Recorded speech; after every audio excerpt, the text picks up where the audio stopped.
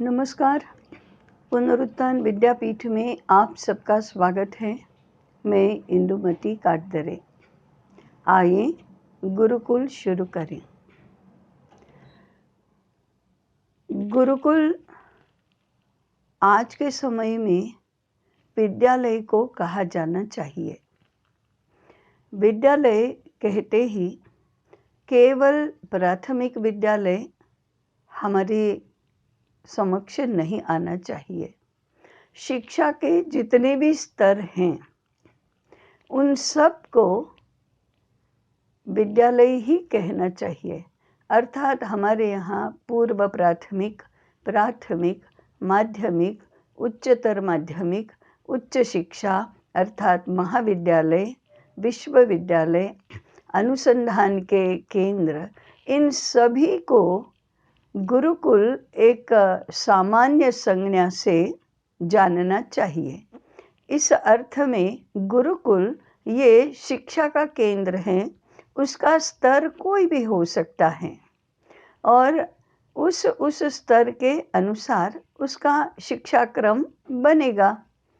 उसमें पढ़ने वाले छात्रों का दिन क्रम और जीवन क्रम बनेगा।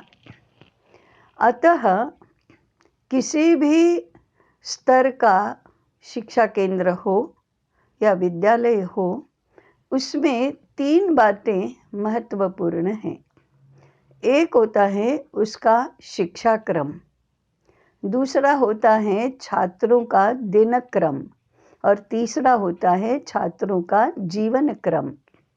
विद्यालय को जीवन विकास का केंद्र मानना चाहिए क्योंकि शिक्षा जीवन विकास के लिए होती है। और आज जिस प्रकार से विद्यालय को एक सीमित दायरे में बांध दिया गया है, उस प्रकार से भारत के विद्यालय उतने सीमित अर्थ में बांधे नहीं जा सकते।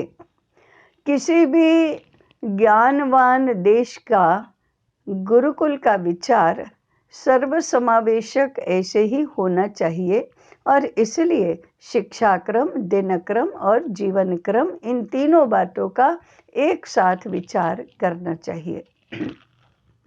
अगर दिनक्रम की बात करें तो छात्र का या अध्येता छात्र का 24 घंटे का दिन किस प्रकार से बीतना चाहिए, उसने दिन भर में क्या क्या करना चाहिए, इसको अच्छी तरह से समझ लेना चाहिए। यह दिनक्रम शास्त्रीय पद्धति से होना चाहिए ताकि छात्र के व्यक्तित्व का सर्वांगीण विकास हो सके। यह व्यक्तिगत विकास है। व्यक्तित्व की जो भी क्षमताएं हैं, व्यक्तित्व विकास की जितनी भी संभावनाएं हैं, उन संभावनाओं को प्राप्त करवा सके, इस प्रकार का दिनक्रम गुरुकुल में होना चाहिए अथवा छात्र का होना चाहिए। हो सकता है कि गुरुकुल निवासी हो तो फिर गुरुकुल में दिनक्रम का ध्यान रखा जाएगा। हो सकता है गुरुकुल विद्या केंद्र में अर्थात विद्यालय में और घर में दोनों स्थान पर विभाजित हो, अर्थात छात्र घर में रहता हो और गुरुकुल में जाता आता हो, तो दोनों स्थानों पर मिलकर उसका 24 घंटे का दिनक्रम सोच विचार करके निश्चित होना चाहिए। इसका शास्त्रीय पद्धति से विचार करना है तो 2-4 बातों का मुख्यतः विचार करना चाहिए। यह है सोने जागने का समय और निद्रा की अवधि।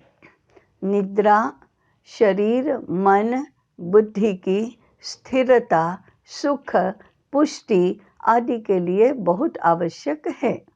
इसलिए पहला है सोने जागने का समय और निद्रा की अवधि। दूसरा अत्यंत महत्वपूर्ण विषय है भोजन का। कैसा भोजन लेना और कैसा नहीं लेना, कब खाना और कब नहीं खाना, कितना खाना और कितना नहीं खाना आदि बातों का विचार बहुत अच्छी तरह से किया जाना चाहिए। तीसरा, दिन के किस समय में कौन सा काम करना और कौन सा नहीं करना, इसका भी बहुत अच्छा वैज्ञानिक चिंतन हमारे यहाँ किया गया है। उसको पहले दिनक्रम में लागू करना चाहिए। कौन सी बातों का समावेश होना चाहिए, तो जैसे निद्रा और भोजन, ये इन 2 बातें महत्वपूर्ण हैं। उसी प्रकार से व्यायाम और खेल, ये भी महत्वपूर्ण हैं। साथ में श्रम और सेवा, ये भी महत्वपूर्ण हैं। स्वाध्याय भी महत्वपूर्ण हैं। और ईश्वर सेवा अथवा पूजा, व्रत, सत्संग आदि बातें भी बहुत महत्वपूर्ण हैं। तो एक छात्र का 24 घंटे का समय इतनी विभिन्न प्रकार की गतिविधियों में सम्यक रूप से विभाजित होना चाहिए। यह दिनक्रम, ये पहली बात है। दिनक्रम को सुव्यवस्थित करने के लिए बहुत बड़ा अनुशासन चाहिए। यदि छात्र घर में रहते हैं तो फिर घर में भी इस प्रकार का दिनक्रम संभव हो सके, ऐसा वातावरण और व्यवस्था होने चाहिए। घर के सभी लोगों का अनुकूलन इस बात के लिए होना चाहिए। ये दिनक्रम किस प्रकार से व्यक्तित्व विकास में महत्वपूर्ण भूमिका निभाता है, और गणित, विज्ञान, अंग्रेजी, कंप्यूटर की शिक्षा से भी इसका कितना अधिक महत्व है, इसका विचार हम अगले अध्याय में करेंगे। दिनक्रम के बाद हम जीवन क्रम और शिक्षा क्रम का विचार करेंगे। अभी यहीं रुकते हैं। जुड़े रहें, चिंतन यात्रा में सहभागी बने। नमस्कार।